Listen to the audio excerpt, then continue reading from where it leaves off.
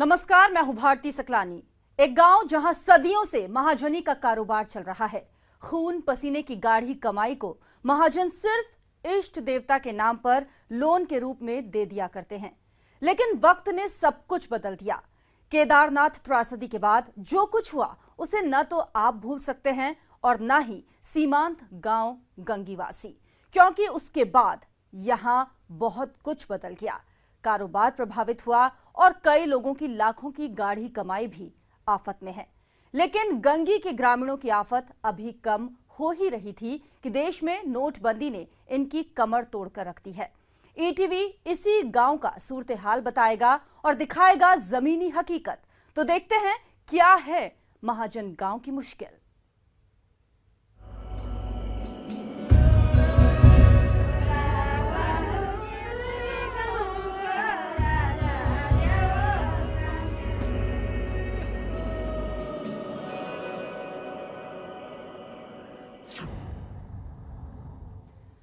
हम 21वीं सदी में जी रहे हैं और 21वीं सदी में हमारी सोच भी बदली है। लेकिन हमारे देश में कुछ ऐसी जगह हैं जहां लोग आसानी से तो नहीं पहुंच पाते, लेकिन वहां तक पहुंचने के बाद जो कुछ सामने आता है वो चौंकाने वाला होता है।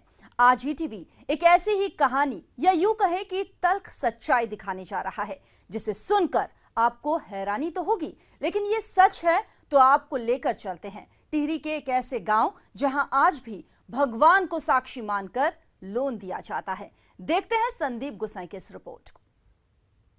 आखिरी गांव गंगी की कहानी। एक ऐसा गांव जो देता है लोन। न कोई बही न कोई खाता, सिर्फ इष्ट देव को साक्षी मानकर दिया जाता है लोन। पीढ़ियों से चली आ रही है परंपरा।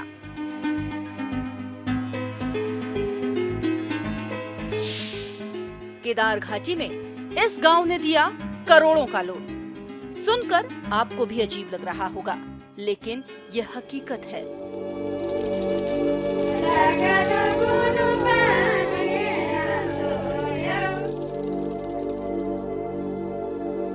खूबसूरती बेपनाह और अपनी अलग सांस्कृतिक पहचान।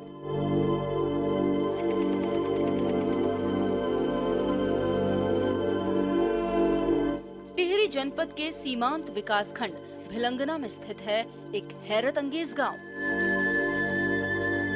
हालांकि आजादी के बाद भी बिजली, संचार और सड़क जैसी मूलभूत सुविधाओं के लिए ये बाट जोड़ रहा है।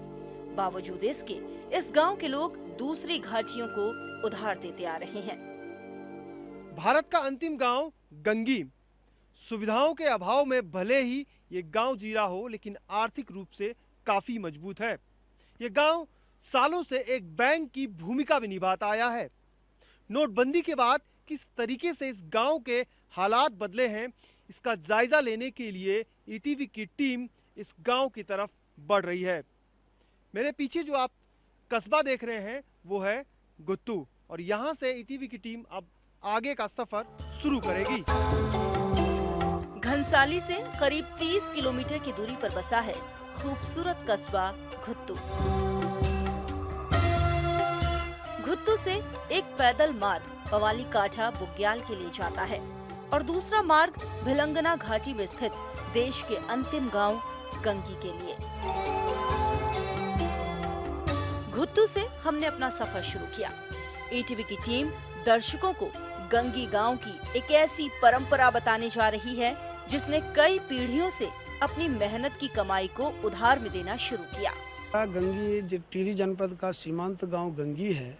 उन लोगों का जो पहले सड़कें नहीं हुआ करती थी, कोई संसाधन नहीं थे, तो उनका एक अपना स्थानीय वो था उद्योग, जिसको हम कहते हैं पशुपालन था। इकोनॉमी अपने में सेल्फ सस्टेनिंग इकोनॉमी है, क्योंकि उनके पास पशुधन काफ़ी है और पशुधन के लिए उनके पास चरागाह बहुत है और जड़ी बूटियों का भी वहाँ काफ़ी निकलता है। गुत्तू से करीब 10 किलोमीटर कच्ची सड़क से सफर करने के बाद हम पहुँचे रीही। रीही तोक गांव भी गंगी गांव का ही हिस्सा है। यहाँ से करीब 10 किलोमीटर पैदल सफर कर गंगी गांव पहुंचा जाता है। इस गांव के पूर्वजों ने अपनी मेहनत से पहाड़ों को काटकर सैकड़ों खेत तैयार किए।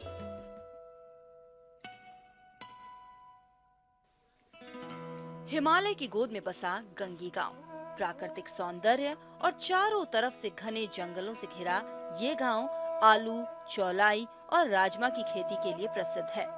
आबो हवा और हिमालय की ठंडी हवाएं इसके उत्पादन को सबसे अलग और जुदा बनाती हैं।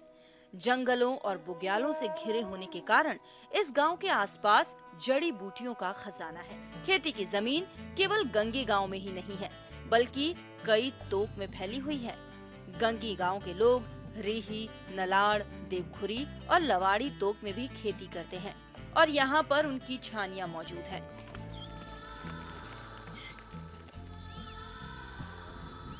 भेड़ पालन के कारण वो अस्थायी रूप से साल भर इनमें रहते हैं या यूं कहे घुमंतू जीवन जीते हैं।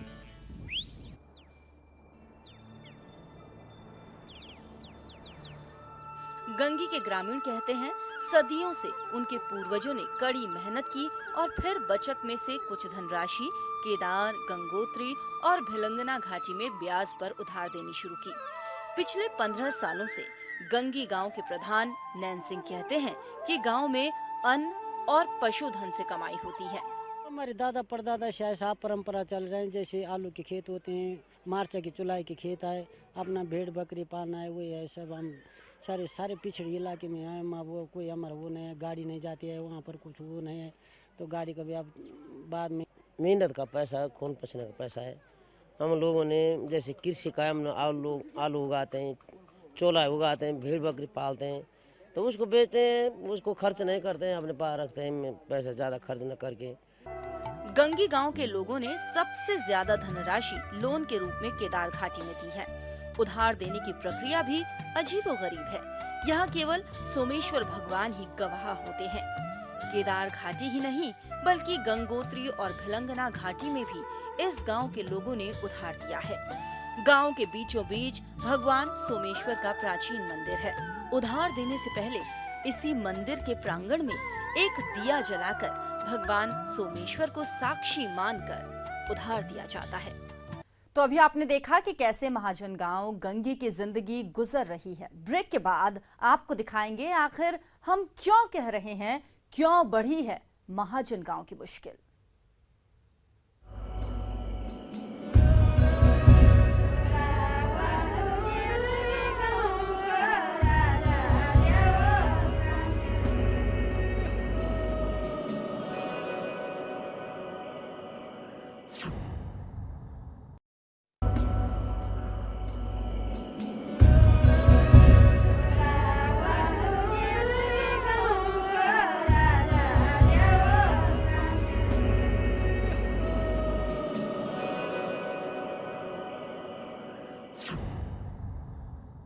ब्रेक में जाने से पहले आपने देखी गंगी गांव की पहले की स्थिति, लेकिन अब गांव के हालात बदल गए हैं।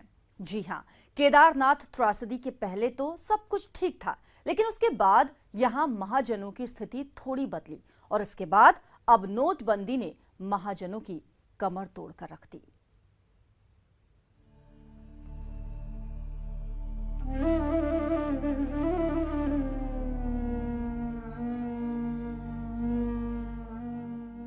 भारत के अंतिम गांव यानी गंगी में केदारनाथ त्रासदी से पहले सब कुछ ठीक चल रहा था, लेकिन उसके बाद इस गांव की पूरी तस्वीर बदल गई।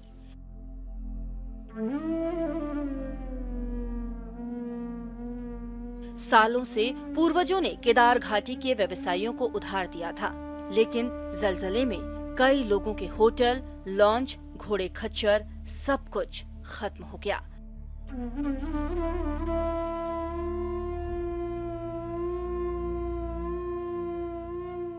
जिसमें गंगी के ग्रामीण भी सीधे तौर पर प्रभावित हुए।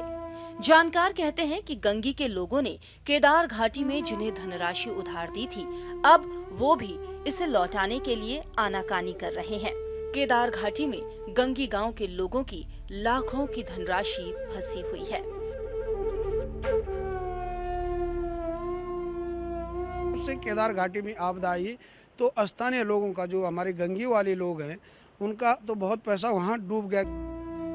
ऐसा नहीं है कि गंगी गांव में सभी परिवार धन कुबेर हैं। 140 परिवारों में अधिकतर परिवार ऐसे हैं जो गांव के ही बड़े साहूकारों से उधार लेते हैं।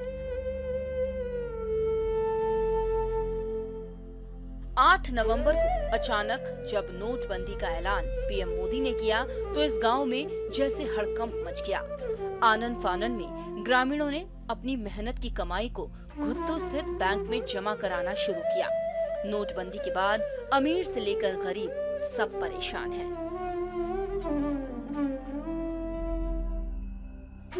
जो हमने करा वहाँ जमा, किसी की 20 होगी, किसी की 30 हो, किसी की 40 हो, ये एक बार मिलनी चाहिए थी। तो क्या उसमें बहुत फर्क पड़ रहा है। अब ग्रामीणों के सामने ये समस्या खड़ी हो गई है कि मात्र 2000 लेने के लिए 20 किलोमीटर घुत्तू जाना पड़ रहा है। घुत्तू में मात्र एक ही बैंक है जिसमें नोटबंदी के बाद अब तक करोड़ों की धनराशि जमा हो चुकी है। पूर्व गढ़वाल कमिश्नर एसएस पांगती कहते हैं कि गंगी गांव के लोग अपराधी नहीं हैं। टैक्स चोरी कर उन्होंने काला धन इकट्ठा नहीं किया। नोटबंदी के बाद से वो डरे और सहमे हुए हैं। वो एक माने में कहा जाए तो काला धन नहीं है, वो चोरी का धन नहीं है। उनकी एक परंपरा थी, प्रवृत्ति थी, जैसे जो प्रिमिटिव सोसाइटी जिसमें होता भी है, और उसको वो टैक्स चोरी के इरादे से इकट्ठा नहीं करते थे। वो तो ये उनकी जो इकोनॉमी होती थी इस किस्म की होती थी कि जो संग्रह करो उसी पर मुनस्सर रहते थे। भविष्य में आवश्यकता पड़े तो इसी से अपना काम चलाएंगे। उनको हम अपराधी नहीं ठहरा सकते क्योंकि उनकी इकोनॉमी का तरीका यही था और थोड़ा बहुत वो धन संग्रह करते थे। पहले 2013 की दैवीय आपदा और अब नोटबंदी ने गंगी गांव के हालात बदल दिए हैं। विषम भौगोलिक परिस्थितियों में स्थित इस गांव के लोग कठिन चुनौतियों में जीते हैं। गांव में बिजली, संचार और सड़क आज तक नहीं है, इसका भी उन्हें मलाल नहीं। लेकिन नोटबंदी ने तो उन्हें और पीछे धकेल दिया है। डर के कारण वो कुछ बता नहीं पा रहे।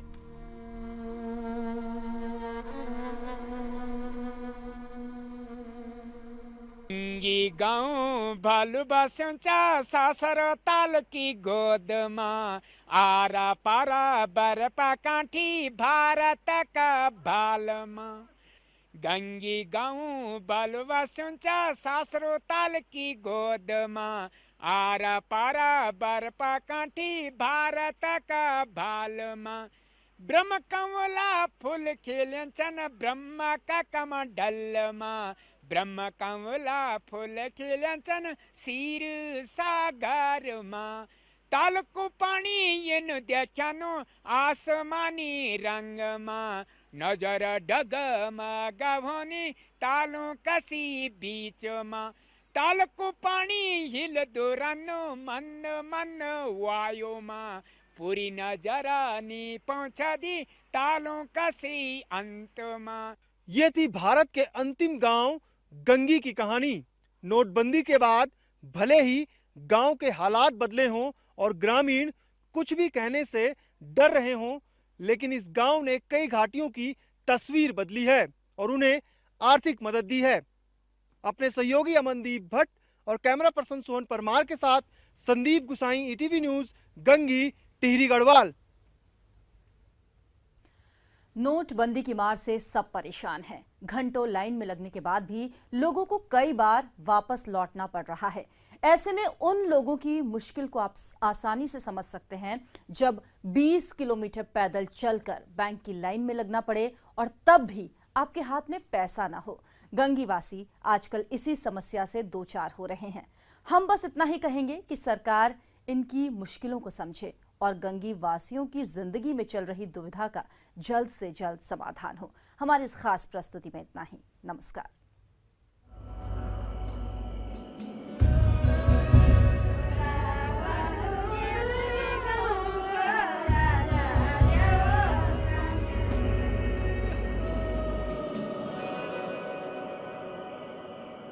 you